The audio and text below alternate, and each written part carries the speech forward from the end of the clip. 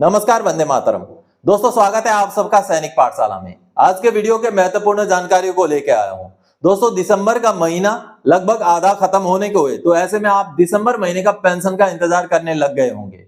तो दोस्तों, अगर दिसंबर महीने के पेंशन से पहले पहले अगर आपको डबल एरियर का धमाका मिल जाए तो आपको कैसा लगेगा, आगे आपको बकायदा लेटर दिखा करके समझाऊंगा दोस्तों। और साथ ही साथ अगर आपको कभी कभी रिकॉर्ड ऑफिस की तरफ से कुछ चीजों के लिए मना कर दिया जाए, आपको कह दिया जाए कि आपको लागू नहीं है, लेकिन फिर भी आपको उस विषय के ऊपर अच्छी तरह से जानकारी लेना जरूरी है, क्योंकि कभी कभी कुछ रिकॉर्ड ऑफिस आपको छल भी कर सकते हैं। जी हाँ, इसके बारे में भी आगे रिकॉर्ड ऑफिस का लेटर दिखा के, आर्मी हेडक्वार्टर का लेटर दिखा करके समझाऊंगा दोस्तों। और साथ ही साथ दोस्तों, कम्यूटेशन ऑफ पेंशन का माननीय हाईकोर्ट द्वारा फाइनल जजमेंट आ चुका है। वो क्या हुआ उस केस का, उसके बारे में भी आगे जानेंगे दोस्तों। और साथ ही साथ दोस्तों, क्या अब 8वां पे कमीशन नहीं आएगा? क्या 8वां पे कमीशन के बजाय कुछ और फॉर्मूला लागू होगा? उसके बारे में भी बात करेंगे दोस्तों। तो चलिए आगे बढ़ेंगे इन्हीं विषयों को लेके। आगे बढ़ने से पहले दोस्तों, मेरा हमेशा की तरह आप सबसे आग्रह है, अगर सैनिक पाठशाला चैनल का वीडियो आप पहली बार देख रहे हैं या अभी तक चैनल को सब्सक्राइब नहीं किया है, तो चैनल के साथ जुड़े रहने के लिए, इसका हिस्सा बने रहने के लिए और आपसे जुड़ी हुई भरोसेमंद ऑथेंटिक जानकारियों को पाते रहने के लिए चैनल को सब्सक्राइब जरूर करें। चलिए दोस्तों, आगे बढ़ते हैं। सबसे पहली जानकारी, रिकॉर्ड ऑफिस के छल से पेंशनर्स रहे सावधान, सही जानकारी के साथ दें जवाब और अपना हक लें। जी हां दोस्तों, कई बार कुछ रिकॉर्ड ऑफिस, सभी की बात नहीं कर रहा हूं मैं, कुछ रिकॉर्ड ऑफिस इस तरीके का पेंशनर को जवाब देते हैं जिससे यह पता चलता है कि रिकॉर्ड ऑफिसर्स भी सीरियसली काम नहीं कर रहे हैं, या तो उनको पता ही नहीं है या तो वो जानबूझकर भी पेंशनर्स को छल करने की कोशिश कर रहे हैं। जी हां दोस्तों, ऐसा ही एक मामला सामने आया है। इसको लेकर के बकायदा लेटर्स हैं, पूरा आर्मी हेडक्वार्टर का, गवर्नमेंट ऑफ इंडिया का लेटर है, रिकॉर्ड ऑफिस का भी लेटर है, उनको देखते हैं। चलिए दोस्तों, ये रिकॉर्ड ऑफिस ने 5 दिसंबर 2024 को पेंशनर को लेटर भेजा है और ये फाइनेंशियल अपग्रेडेशन एमएससीपी को लेकर के ये लेटर है दोस्तों। और इस लेटर में आगे देखिए पेंशनर को क्या बोला गया है रिकॉर्ड ऑफिस की तरफ से।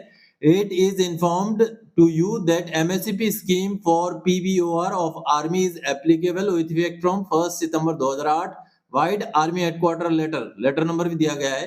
Whereas number so and so lance havildar Tarmail Singh has discharge from service with 30 June 2008 as you were not in service as on 1 September 2008 the benefit of MSCP scheme is not admissible to you due to policy constraint. यानी कि यहाँ ये बोला गया है कि जो army headquarter का लेटर है उसके हिसाब से एमएससीपी 1 सितंबर 2008 से लागू है और आप 1 सितंबर 2008 से पहले के रिटायरी हैं, यानी कि 30 जून 2008 के रिटायरी हैं, तो आपको एमएससीपी लागू नहीं है। देखिए किस तरीके से गुमराह करने वाला ये जवाब रिकॉर्ड ऑफिस द्वारा दिया गया है दोस्तों। यहाँ पर दुखद है, या तो फिर साइन करने वाले अधिकारियों को रूलिंग के बारे में पता ही नहीं है, या तो फिर ये जानबूझ करके पेंशनर को गुमराह करने की कोशिश कर रहे हैं। चलिए अब जो आर्मी हेडक्वार्टर का लेटर है, ये देखिए 13 जून 2011 का लेटर है। इस लेटर को भी भेजा गया है पेंशनर के पास और इस लेटर में क्लियरली लिखा हुआ है, बिल्कुल सही लिखा हुआ है, 1 सितंबर 2008 से ही लागू है एमएससीपी, लेकिन इसके बाद एमएससीपी के रूल बदल दिए गए हैं। अब इसके ऊपर मैंने अभी आरटीआई डाला था, उस आरटीआई का जवाब जो मुझे आया है वो मैं आगे आपको दिखाता हूं। चलिए उसको देखते हैं। ये रहा दोस्तों आर्मी हेडक्वार्टर का ही ये लेटर है 11 जून 2024 का, जो सीधे मुझे एड्रेस किया गया है। ये एक आरटीआई का जवाब है दोस्तों और इस जवाब में क्या मुझे बोला गया, मेरा सीधा सीधा सवाल था। ये देखिए मेरा सवाल था कि जो एमएससीपी स्कीम है वो 1 जनवरी 2006 से लागू है या 1 सितंबर 2008 से लागू है, जिसके रिप्लाई के तौर पर मुझे 2 लेटर भेजे गए हैं। जी हाँ, और वो 2 लेटर क्या है, देखिए ये पहला लेटर है आर्मी हेडक्वार्टर का लेटर, ये देखिए 10 अगस्त 2018 का लेटर है, जिस लेटर में क्लियरली लिखा गया है फॉर और रीड, यानी कि पहले क्या था अब क्या हो गया। ये देखिए पहले क्या था कि 1 सितंबर 2008 से एमएससीपी लागू था, लेकिन भारत सरकार का जो लेटर है वो 25 जुलाई 2018 का लेटर है, उस लेटर के बेस पर 1 जनवरी 2006 से उसको लागू किया गया है। ये जवाब मुझे मिला है अभी जून 2024 में और भारत सरकार का वो लेटर भी साथ में भेजा गया है। ये देखिए 25 जुलाई 2018 का ये लेटर है। 25 जुलाई 2018 का लेटर में क्लियरली माननीय सुप्रीम कोर्ट का जजमेंट का हवाला देते हुए, माननीय सुप्रीम कोर्ट का यहाँ पर रेफरेंस देते हुए भारत के प्रेसिडेंट ने जो एमएससीपी का डेट था वो 1 सितंबर 2008 से पीछे करके 1 जनवरी 2006 कर दिया है। ये जवाब मुझे आया था आरटीआई के जरिए। यानी कि दोस्तों आर्मी नेवी एयरफोर्स में अभी प्रेजेंटली 1 जनवरी 2006 से MSEP लागू है। जागरूक बने। अगर इस तरीके से आपको भी जवाब दिया जाए तो आपने भी ठोक के जवाब देना है कि हमको लागू है तो हमको आपको देना पड़ेगा। चलिए अगली जानकारी की ओर आगे बढ़ते हैं। कम्यूटेशन की अवधि 15 साल से 11.5 साल करने वाले केस का फाइनल जजमेंट आ गया है। एक साथ केसेस में हाई कोर्ट का फैसला। जी हां दोस्तों, 8 केसेस में माननीय हाई कोर्ट ने फैसला सुना दिया है। चंडीगढ़ हाई कोर्ट का यह फैसला है। चलिए माननीय हाई कोर्ट का जजमेंट का कॉपी देख के समझते हैं। दोस्तों, माननीय Punjab and Haryana high court Chandigarh द्वारा ये कम्यूटेशन ऑफ पेंशन के ऊपर फाइनल जजमेंट आ गया है। बहुत सारे 808 पिटीशंस की सुनवाई करते हुए माननीय कोर्ट ने ये जजमेंट दिया है। ये देखिए 808 पिटीशंस है। अब इसमें पूरे पक्षकारों की सुनवाई एक ही साथ हो करके माननीय कोर्ट ने जो जजमेंट दिया है, जो फाइनल अपना जजमेंट का लाइन सुनाया है, वो मैं आपको समझाना चाहूंगा कि माननीय कोर्ट ने आखिर फाइनल जजमेंट में क्या किया है। माननीय कोर्ट ने पिटीशनर्स के पूरे पिटीशन को खारिज कर दिया है और खारिज करने में जो मूल पॉइंट माननीय कोर्ट ने मद्देनजर रखते हुए खारिज किया है वो भी आपको समझाऊंगा। ये देखिए माननीय कोर्ट का ये जजमेंट का फाइनल पैराग्राफ है। 31 नंबर पैराग्राफ में माननीय कोर्ट ने किस तरीके से पूरे पिटीशंस को खारिज किया है, यहाँ पर देखिए आप।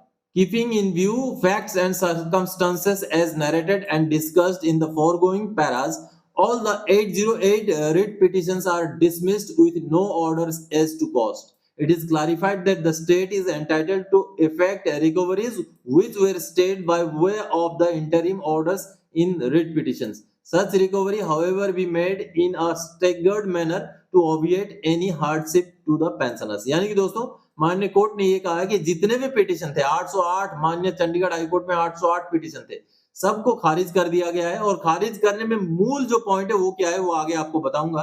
दोस्तों, खारिज करते हुए माननीय कोर्ट ने ये कहा है कि सरकार को ये भी कहा है कि जितने दिनों के लिए जो रिकवरी रोके गए थे, अंतरिम आदेश में आप सबको याद होगा कि रिकवरीज को रोके गए थे, तो उन रिकवरीज को अब सरकार जो है दोबारा से ले सकती है और रिकवरी जितने दिनों के लिए रोका गया था उसको भी भुगतान करना पड़ेगा पेंशनर को। और साथ ही साथ ये बोला गया है कि इकट्ठा वो पैसा ना लिया जाए, जो है इंस्टॉलमेंट में लिया जाए। इस तरीके से माननीय कोर्ट ने अपने लास्ट पैराग्राफ में, लास्ट सेंटेंस में बोला है। तो दोस्तों कहीं ना कहीं माननीय कोर्ट ने जो जजमेंट दिया है वहां पर मूल बात जो पकड़ा है वो इसको लेकर पकड़ा है कि जो कम्यूटेशन ऑफ पेंशन होता है वो वॉलंटियर्स को ही दिया जाता है। यानी कि कम्यूटेशन लेना या ना लेना वो पेंशनर के हाथ में है। पेंशनर चाहे तो कम्यूटेशन ना लें और चाहे तो कम्यूटेशन लें। अब इसमें कितना % ब्याज होता है, कितने दिनों तक इसका रिकवरी होना चाहिए, उसके ऊपर माननीय कोर्ट द्वारा जजमेंट नहीं दिया जा सकता। इस तरीके का टिप्पणी माननीय कोर्ट ने किया है और कहीं ना कहीं पूरे के पूरे जितने भी पिटीशन थे, ये पूरे पिटीशनर्स का लिस्ट है, सबके पिटीशंस को माननीय कोर्ट ने खारिज कर दिया और ये आखिर में जजमेंट दे दिया कि कम्यूटेशन ऑफ पेंशन की जो अवधि है वो एज ऑफ नाउ 15 साल ही रहेगी। चलिए अगली जानकारी की ओर आगे बढ़ते दोस्तों। खुशखबरी, दिसंबर के पेंशन से पहले डबल एरियर का स्पर्श से मैसेज 36,500 और 71,133 पैसे खाते में जमा। जी हां दोस्तों, अगर आप दिसंबर महीने का पेंशनर का इंतजार कर रहे हो और पेंशन से पहले पहले आपके खाते में 1 लाख से ज्यादा का एरियर मिल जाए तो आपको कितनी खुशी होगी।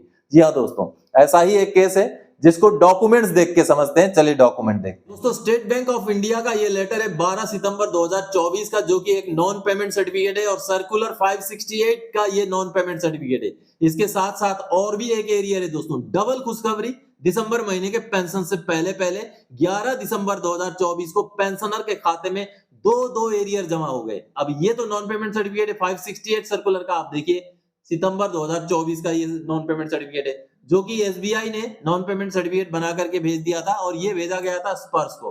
अब इसके बाद दोस्तों और एक नॉन पेमेंट सर्टिफिकेट एसबीआई द्वारा बना के भेजा गया था। ये देखिए, ये भी नॉन पेमेंट सर्टिफिकेट भेजा गया था 36,500 रुपए का दोस्तों, और ये नॉन पेमेंट सर्टिफिकेट था फिक्स्ड मेडिकल अलाउंस का। दोनों ही एरियर एक ही पेंशनर को, पहले 568 सर्कुलर का एरियर, उसके साथ ही साथ 36,500 रुपए का फिक्स्ड मेडिकल अलाउंस का एरियर दोस्तों। अब इसके ऊपर पीसीडीए ने भी एक लेटर निकाला, वो लेटर आपको नीचे दिखाता हूं, ये रहा। ये पीसीडीए ने लेटर दिया है और स्पर्श को दिया है। पीसीडीए का ही एक हिस्सा होता है स्पर्श, और पीसीडीए द्वारा ही स्पर्श को ये लेटर भेजा गया और दोनों एरियर्स को कंबाइन करके कुल एरियर भुगतान करने को लेकर के ये जो है लेटर भेजा गया। आप यहाँ पर देखिए, यहाँ आपको दिखाई देगा दोस्तों, यहाँ देखिए जनवरी 2006 से लेके सितंबर 2009 तक का एरियर था जो कि 568 सर्कुलर का 71,133 रुपए, और उसके आगे दोस्तों 1 जुलाई 2017 से लेकर के जुलाई 2023 तक का ये एरियर था दोस्तों फिक्स्ड मेडिकल अलाउंस का 36,500 रुपए। तो दोनों एरियर्स को मिला करके अब इन पेंशनर्स को 1 लाख से भी ऊपर का एरियर उनके खाते में कल यानी कि 11 दिसंबर 2024 को जमा हो चुका है। ये देखिए, आपको मैं उसका मैसेज भी दिखाऊंगा नीचे। ये देखिए, ये मोहनी देवी जी जो कि फैमिली पेंशनर है, उनके खाते में 1,07,633 रुपए जो है 11 दिसंबर 2024 को जमा होने का स्पर्श द्वारा मैसेज दिया गया है दोस्तों। तो दोस्तों आप सबने देखा, उनको मैसेज ये आया है, आप ये देख पा रहे हैं व्हाट्सएप में उन पेंशनर ने मुझे मैसेज किया है। उनका अब 1 लाख से भी ऊपर का अमाउंट उनके खाते में क्रेडिट हो चुका है, जो एक बहुत बड़ी बात है, अच्छी बात है। हालांकि मैं तो आप लोगों को केवल जानकारी देता हूं दोस्तों, आपको सटीक जानकारी देना मेरा काम है। आपका जागरूक होना, आपका ग्रीवेंस डालना, आपका आरटीआई डालना, आपका लेटर भेजना, ये सारा काम आपको ही करना है। मैं केवल जानकारी दूंगा, आप जागिए, अपना कार्रवाई कीजिए, अपना हक लीजिए। आज भी मिलेंगे पैसे। 568 सर्कुलर के बारे में जब भी मैं बात करता हूं तो कई सारों को लगता है कि ये पुराना सर्कुलर है, उसके बारे में क्यों आज बात किया जा रहा है। लेकिन आपको इस तरीके के लाइव एग्जाम्पल अभी भी मिल रहे हैं दोस्तों, जिसका भुगतान अभी भी हो रहा है। दिसंबर 2024 में 568 सर्कुलर का एरियर का भुगतान हुआ है, जिसका लाइव एग्जाम्पल आपने अभी देखा।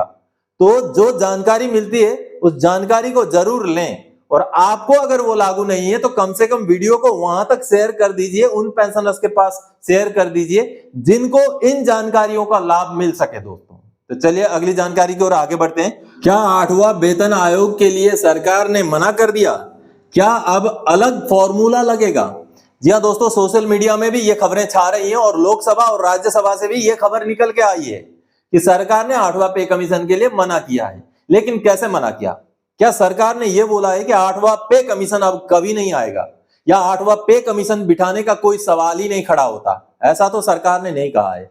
सरकार ने यह कहा है कि फिलहाल 8वें पे कमीशन को लेकर के कोई भी प्रस्ताव विचाराधीन नहीं है इस समय, यानी कि अभी। और आपको याद दिला दूं दोस्तों, छठा पे कमीशन जब गठित किया गया था, वो कब गठित किया गया था? छठा पे कमीशन जो 1 जनवरी 2006 से लागू था, उसका गठन का काम हुआ था 5 अक्टूबर 2006 को। जी हां, छठा पे कमीशन का इंप्लीमेंटेशन का डेट 10 महीना निकल जाने के बाद छठा पे कमीशन का कमिटी बनाया गया था।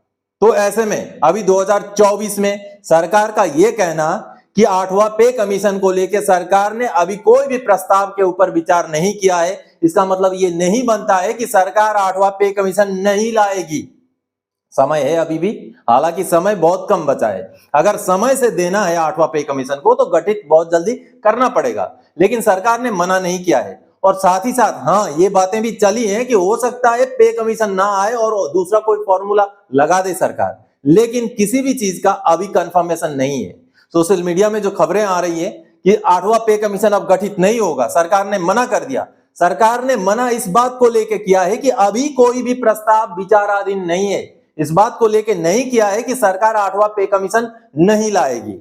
तो इसलिए हमें समय का इंतजार करना पड़ेगा दोस्तों। जैसे छठा पे कमीशन में अक्टूबर 2006 में कमेटी गठित हुई थी, तो हालांकि मैं ये नहीं बोल रहा हूं, ये जस्टिफिकेशन नहीं देने जा रहा हूं कि 2026 में कमेटी बनाई जाएगी। कमेटी शायद सरकार बनाए ना बनाए या दूसरा फॉर्मूला सरकार लागू करे, लेकिन फिलहाल अभी तक कुछ भी क्लियर नहीं है कि 8वां पे कमीशन आएगा या दूसरा फॉर्मूला आएगा। दोनों चीजें हो सकती हैं। सरकार ने अभी किसी भी चीज के लिए ना ही स्थिति स्पष्ट किया है, ना ही किसी चीज के लिए मना किया है दोस्तों। तो दोस्तों आज के इस वीडियो में इन्हीं जानकारियों के साथ आया था। आगे और कोई जानकारी था कि आपसे सरोकार रखने वाला विषय लेकर मैं फिर से हाजिर हो जाऊंगा। तब तक के लिए जय हिंद दोस्तों।